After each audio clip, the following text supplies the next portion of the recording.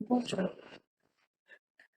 Dans cette vidéo, on va expliquer, plutôt on va donner une idée ou bien un aperçu sur la transformée en Z.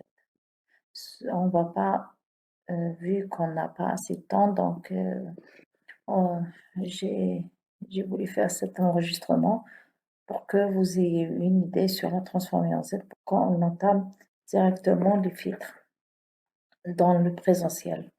Donc, la transformée en Z, c'est quoi? La transformée en Z, c'est une généralisation de la transformée de Fourier.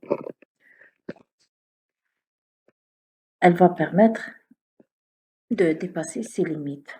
Bon. Elle peut s'identifier dans un cas particulier et permet de dépasser ses limites. Donc, la transformée en Z, c'est une transformée en Fourier, mais généralisée. Bon. En quoi on fait appel à cette transformée ou bien à cette transformée en Z qui n'est plus ni moins qu'un outil mathématique. Cet outil mathématique va permettre de décrire les signaux à temps discret, parce que là, on est dans le numérique. Bon, dans le- dans le continu, on fait appel à la transformée de Laplace. Donc, ça, c'est dans les systèmes continus, mais pour les systèmes numériques, on fait ce qu'on appelle la transformée en Z. Donc, on peut dire que la transformée en Z n'est autre qu'un outil mathématique qui va permettre de décrire les signaux en temps discret. Donc, elle va permettre de trouver ou bien de calculer la réponse des systèmes linéaires invariants. Et là, lorsque je dis réponse, donc avoir la réponse impulsionnelle décrite par une équation aux différences finies. Ça, c'est important pour les systèmes linéaires invariants, qu'on va voir dans les cours prochains. Bon.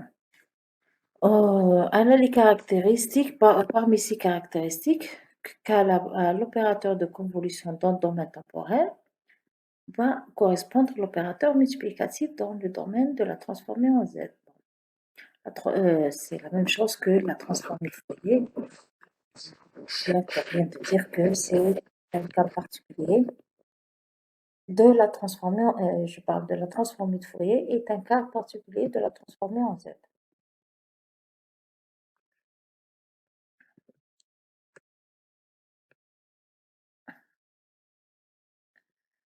On donne ici la définition d'une transformée en Z.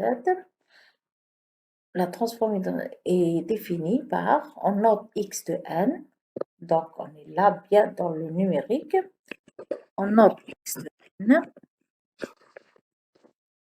notre signal x de n, dans le domaine z, et il est représenté par un grand X de z. N est un entier et z c'est une variable complexe. Donc, le passage du domaine temporel au domaine z est effectué par l'équation suivante. X de z égale la somme, puisqu'on est dans le numérique, de n pareil de moins l'infini à plus l'infini, x de n, z puissance moins n, où z est défini partout, où cette fonction converge. On va revenir à ce qu'on appelle la convergence. X de n, c'est le domaine temporel. X de z, c'est le domaine fréquentiel par analogie avec la transformée de Fourier. Si vous vous rappelez, la transformée de Fourier, le passage à la transformée de Fourier, le z est remplacé par l'exponentielle g oméga. G oméga ou bien la pulsation ou bien g de pi f. N, c'est le temps discrétisé. Et z ne représente rien.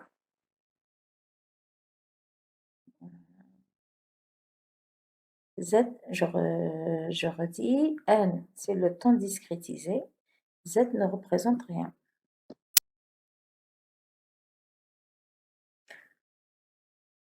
Le domaine de convergence, est un facteur très important.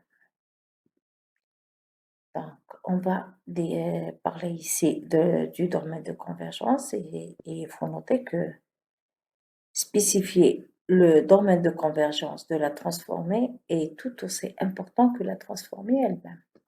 Donc, si on donne une transformée en Z sans donner son domaine de convergence, elle n'aura aucun sens. D'autres termes, une transformée Fourier n'a de sens que si elle est définie, que si son domaine de convergence est défini. Donc, x de z définit des valeurs finies, bien sûr, on est dans le numérique, pour un ensemble de valeurs de z qui est appelé région de convergence. Pour cela, on utilise ce qu'on appelle le critère de Cauchy.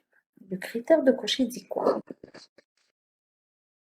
Le critère de Cauchy fait appel à la limite de U de n en valeur absolue exposant 1 sur n lorsque n tend vers l'infini, soit inférieur ou égal à 1. Cela implique que la somme de n égale à 0 à plus l'infini de U de n, ce U de n converge. Donc, pour que cette somme-là converge, il faut que cette limite soit inférieure. C'est ça le critère de Cauchy qu'on va utiliser pour définir le domaine de convergence de la transformée en Z. Donc, la région de convergence, RDG, région de convergence, est définie par un ensemble de points Z appartenant au plan complexe C, tel que la somme de n varié de moins l'infini à plus l'infini, de x de n multiplié par z moins n en valeur absolue soit inférieure à plus l'infini. Bon. On va maintenant définir la région de convergence de toute transformée en z, oui, d'un signal x de n. Bon, soit un signal x de n et z est mis sous la forme polaire. Donc, si j'écris z, puisque je sais que c'est un complexe, donc il est sous la forme de a plus jb. Puisque c'est un complexe z, je peux l'écrire sous la forme de a plus jb. Donc, il va être égal, bon, tout complexe est représenté par un module et sa phase. Donc, je peux l'écrire comme étant R, le module Z, exponentielle J oméga, tel qu'oméga va représenter la phase. Donc, R, puisque c'est le module, rappelez-vous que le module d'un nombre complexe, c'est la racine carrée de A carré plus B carré en module. La phase, c'est arctangente de la partie complexe sur la partie réelle. Vous avez fait ça toute votre vie, je pense. Donc, on a alors x de z en module. Regardez ce que je vais faire. Je vais expliquer ici. Ce que je vais faire, je vais utiliser ce théorème de Cauchy pour définir la région de convergence de ma transformée en z. Donc, je vais essayer d'avoir cette écriture-là. À partir de cette écriture, bon, qui est la définition de ma transformée en z. Regardez, donc, je prends en module x de z. X de z, on a défini que c'est la somme, lorsque n varie de moins l'infini à plus l'infini, de x de n multiplié par z moins n. Donc, je la mets sous forme de valeur absolue. Donc, cette somme-là est toujours inférieure à la somme. Donc, la valeur absolue d'une somme, elle est toujours inférieure ou bien égale à la somme des valeurs absolues. Je répète, la valeur absolue de toute une somme est toujours inférieure ou égale à la somme des valeurs absolues de la somme elle-même. J'espère que c'est clair. Bon, vous pouvez faire un exemple. Par exemple, prendre la somme de 1 plus 2 plus 3 en valeur absolue. Elle est toujours, on a dit, elle est toujours inférieure ou égale, cette somme-là, et vous faites la somme de 1 plus module de A plus le module de 2 plus le module de 3. Bon, là, on va trouver que c'est égal, donc ça va faire 1 plus 2 plus 3, c'est 3, 4, 5, 6, égale à 6. Mais si je prends 1 moins 6, pardon, je prends le même exemple. 1 moins 2 plus 3. Si je fais cette somme-là, 1 moins 2 plus 3, ça va me donner un 2. En valeur absolue, c'est un 2. Mais si je prends le module de la somme de tout ça, la somme en module, ça veut dire que je vais prendre 1 en module, plus moins 2 en module, plus 3 en module. Je retrouve 3 plus 2, je prends 6. Donc ça va toujours être supérieur à la somme, le module de toute la somme. Vous prenez des exemples et vous allez trouver que cette somme-là en module, elle est toujours inférieure ou égale à la somme de ces éléments en module. Si je prends x de n en module, ça va me donner xn de module, mais c'est lorsque je prends le z moins n en module, il va me donner quoi? Le z moins n en module, il va me donner c, je remplace z, c'est quoi? C'est r exponentielle g oméga. Si je prends le module de ça, je vais avoir le module de r, exposant moins n, et le module d'un exponentiel g oméga, c'est toujours égal à 1. Exponentiel g oméga, c'est quoi? C'est cosinus oméga plus j sinus oméga. Le module de cosinus oméga plus j oméga, c'est quoi? C'est cosinus au carré plus sinus au carré, le tout racine, sous la racine. Donc, ça me donne un 1. C'est pour cela, de cette équation, de la première équation à la deuxième équation, on va obtenir la somme de n égale variée de moins l'infini à plus l'infini du module de xn multiplié par r puissance moins n. R, je ne vais pas le prendre en module parce que en valeur absolue, puisque déjà c'est un module. Donc, c'est une valeur qui est toujours positive. C'est pour cela que je laisse telle qu'elle est. Maintenant, de cette équation-là à cette équation-là, qu'est-ce qu'on va faire? On va décortiquer ce signe-somme. Donc, on va faire la somme de n varié de moins l'infini jusqu'à moins 1, de x de n multiplié par r exposant moins 1, plus la somme de n varié de 0 à plus fini de x de n multiplié par r moins 1. Donc, là, j'ai réécrit. Comment? J'ai juste inversé les bornes de cette somme-là. Au lieu de varier n varie de moins n à moins 1, je vais multiplier par moins 1 le n et je retrouve n va varier de 1 à plus 1 à plus l'infini. Et donc, quand au lieu de prendre n, on va prendre moins n, on aura x de moins n et r puissance n. Lorsqu'on inverse cette somme-là, on retrouve le signe moins à l'intérieur de notre expression. Le deuxième, c'est le même. Je répète, on est en train d'utiliser le théorème de Cauchy, qui va me dire quoi? Voilà, la limite de ça doit être inférieure ou égale à 1 pour que cette somme-là soit convergente. Là, qu'est-ce qu'on va faire?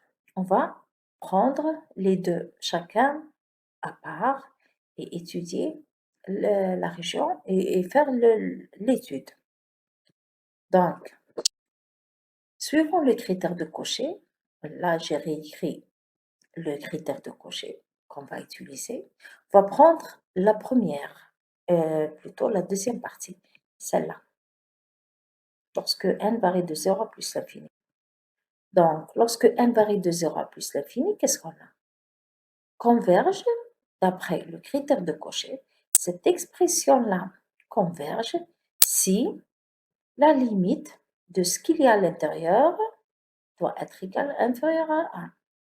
Donc, limite de x de n en valeur absolue sur Rn, le taux en valeur absolue exposant 1 sur n doit être inférieur à 1. Là, je remplace la valeur absolue de quelque chose de positif, c'est toujours positif, donc on peut enlever la valeur absolue, la grande là,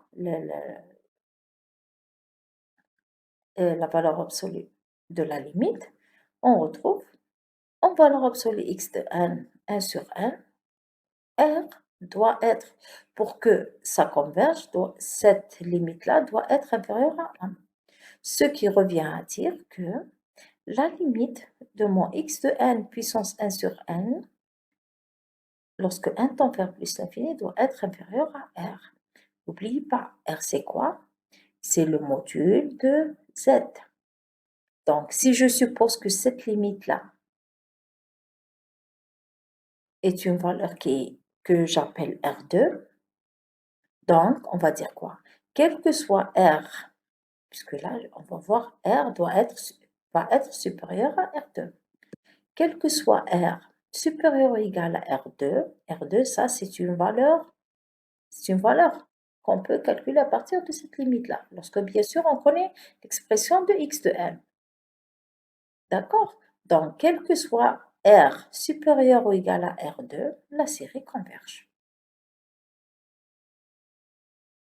Donc, pour la deuxième partie, on va faire le même calcul pour la première partie, qui est la somme de n qui varie de 1 plus l'infini de x moins n Rn.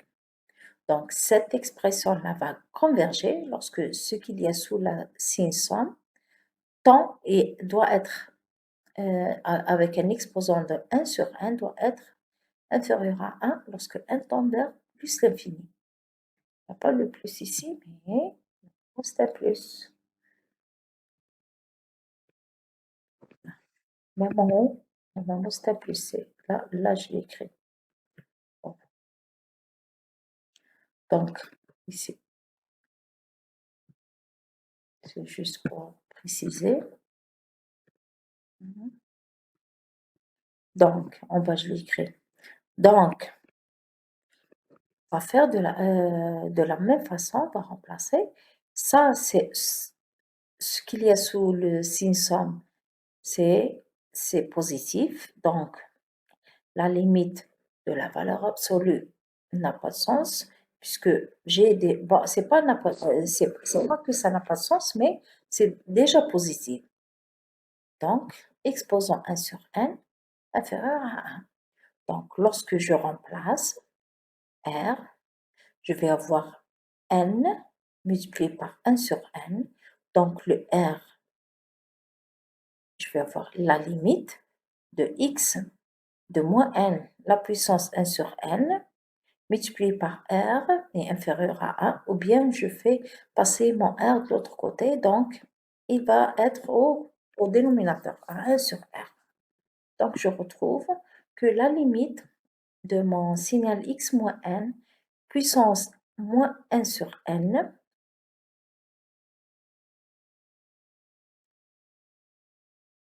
il y a une erreur, c'est pas moins, c'est 1 sur n.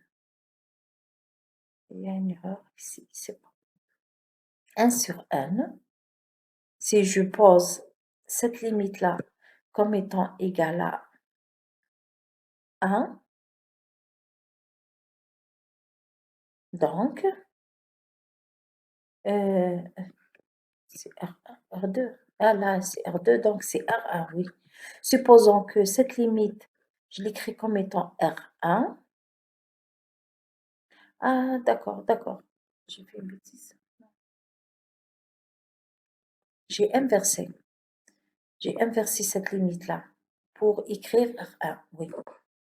je l'ai inversée. Cette limite, je la pose égale à R1 pour remplacer ici avec le signe plus ici pour dire 1 sur R1.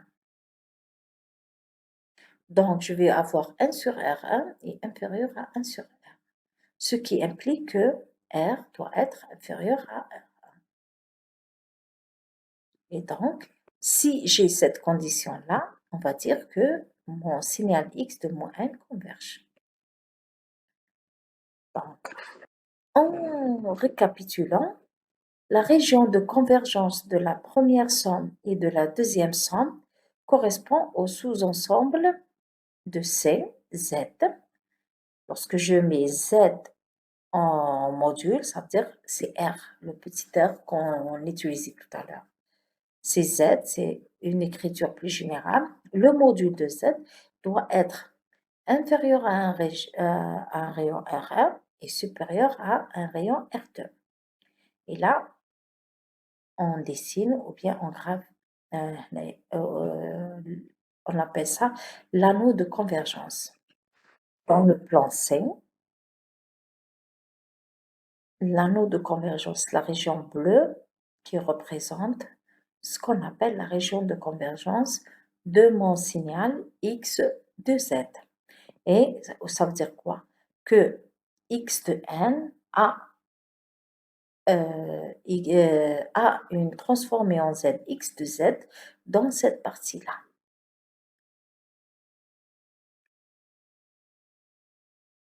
Donc, ça c'est pour le cas général. Là, on va donner quelques calculs de quelques transformées. On a l'impulsion de Dirac, ça transformé en, bon, on définit delta de n égale à 1 pour n égale à 0 et 0 ailleurs. Donc, ça transformé, là, je la note d de z est égale à la somme lorsque n de moins l'infini plus c infini, delta n z moins n, et elle existe uniquement pour la valeur de 0. Donc, elle va être, lorsqu'on remplace n par 0, on retrouve z puissance 0, c'est 1. Donc, quel que soit z appartenant au plan complexe C, la transformée en z d'une impuissance de Dirac est égale à 1.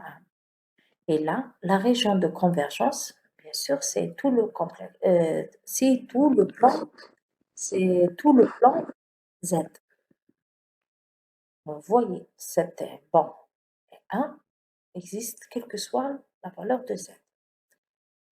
Bon, l'impulsion de Dirac translatée, lorsqu'on translate, x de z égale la somme de moins, c'est toujours la même expression. Ici, delta de n moins k existe pour la valeur de n égale à k. Donc, si je remplace n égale à k, je vais retrouver z moins k. Ça, c'est la transformation z d'une impulsion translatée. Bon, pour déterminer la région de convergence, si k égale à 0, c'est le premier cas, on aura la région de convergence, c'est le plan C. Si k est supérieur à 0, donc si k supérieur à 0, donc on aura z puissance moins k. Et et k est une valeur positive. Ça veut dire que c'est 1 sur zk. Donc il faut éviter que le dénominateur soit nul.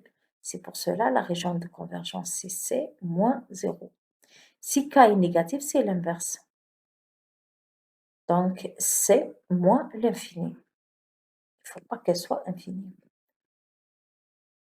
Maintenant, la fonction échelon, on a u de n égale à 1 pour n positif et 0 pour n négatif.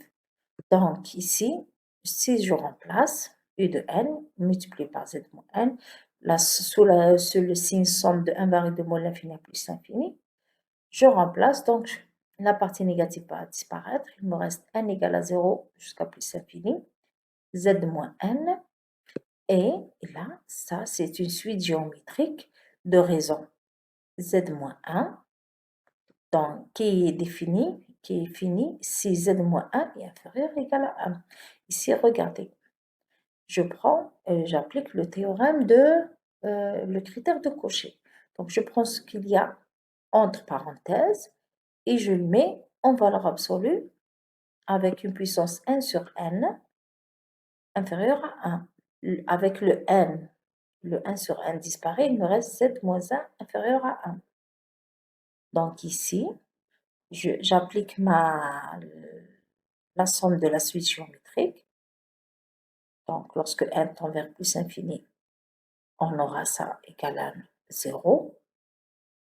Et là, on obtient 1 sur 1 moins z moins 1, ou bien z sur z moins 1, si, bien sûr, z moins 1 est inférieur à 1. Ce qui revient à dire que z est supérieur à 1. La région de convergence, cette transformée en z existe pour les z supérieurs à 1. Donc, ici, pour une fonction exponentielle tronquée, on va faire la même chose. Donc, on a a exposant n u de n. Donc, la partie négative va disparaître. A n z moins n. Et on remplace, regardez, a multiplié par z moins 1, le tout puissance n. Et ça, pour appliquer le critère de Cauchy. Donc, je prends ça, je le mets en valeur absolue avec point, et je multiplie avec un exposant n sur n. Donc, ce n va disparaître et ce produit doit être en valeur absolue inférieure à 1. C'est ça. Et je l'écris ici. Et donc, z doit être supérieur à a. Ou bien z moins 1 doit être inférieur à 1 sur a. Donc, ici, j'applique la définition de la suite géométrique.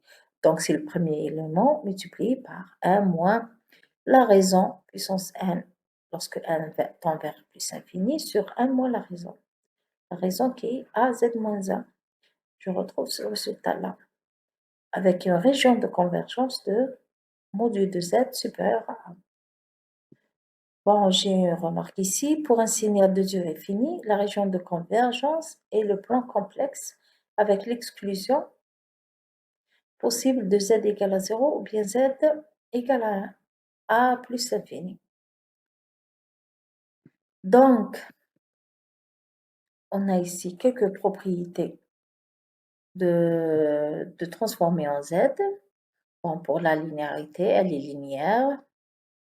La transformée en z de signaux n'est autre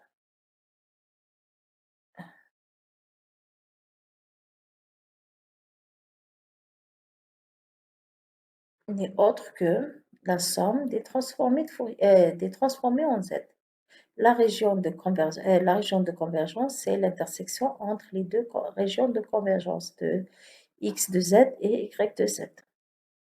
Pour le théorème du retard, dz, x de n moins k est égal à z puissance moins k, x de z, x de z. Donc la région de convergence, c'est la même, ça veut dire c'est la région de convergence de x de z. La multiplication par n me permet de dire la transformée de z de x de n multiplié par n n'est autre que moins z, la dérivée de x de z par rapport à dz, avec la même région de convergence. Maintenant, la multiplication par an, la tz de an x de n est égale à x de z sur a. La région de convergence est multipliée par a, les deux bornes là. On a défini, bon, quelque soit de x de z. Bien sûr, là, on considère que la région de convergence de x de z, c'est l'annonce qu'on a démontrée tout à l'heure.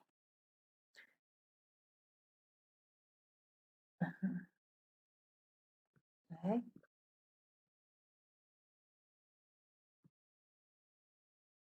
Bon, le retournement du temps, la transformée en z de moins x de moins n n'est autre que la x de z puissance moins 1. Donc, c'est z qui va être inversé. La région de convergence, on va inverser aussi la région de convergence. Elle était Z supérieur à R1 inférieur à R2. Maintenant, elle va être supérieure à 1 sur R2, inférieure à 1 sur R1. C'est tout à fait normal puisqu'on a inversé les Z. Pour la convolution d'un domaine temporel me donne une multiplication dans le domaine Z. Avec la région de convergence, Z est supérieur au rayon, Z est supérieur au maximum de R1 de X et R1 de Y. Ce sont les régions de convergence de X et de Y. Et le minimum de R2 de X et RY2. On va voir ça en TD. Bon, le théorème de la valeur initiale, si x de n est causal, alors x de 0 est égal à la limite lorsque x de z, lorsque z tend vers plus l'infini. Pour le théorème de la valeur finale, si x de n est causal, alors la limite lorsque n tend vers plus l'infini de x de n n'est autre que la limite de 1 moins z moins 1 de x de z lorsque z tend vers 1. Bon, ça c'est théorème de la valeur initiale et finale. Maintenant, on a la transformée en z rationnelle. Ça, c'est très important, ce qui va nous permettre d'étudier les systèmes linéaires invariants dans le temps. Bien sûr, discret. Une transformée en z rationnelle, c'est une fonction en z s'écrivant comme le ratio ou bien le rapport de deux polynômes en z-1. Donc, si on a un système linéaire invariant décrit par une équation en différence finie, xn et yn, tel que xn c'est l'entrée du système, yn c'est la sortie du système, comme on l'a fait au chapitre 2, on peut dire que la somme des a et yn moins i est égale à la somme des bi de x de n moins i. Ça, c'est un système linéaire invariant dans le temps et défini par ce genre d'équation. La transformée en z n'est autre que la somme de ai z moins i y z moins i. Vous voyez là, on a le décalage, on aura le z moins i, égale la somme des bi z moins i x de z. C'est le décalage qui revient ici. Ce qui me permet d'écrire que lorsque je fais yz sur x de z n'est autre que la somme des bi, il me reste ça, biz x, xi, je l'ai fait passer de l'autre côté. Donc il me reste biz moins i, et là je fais passer la somme de ai z moins i de l'autre côté, je vais avoir ça. Et ça, on appelle ça la fonction de transfert de mon système.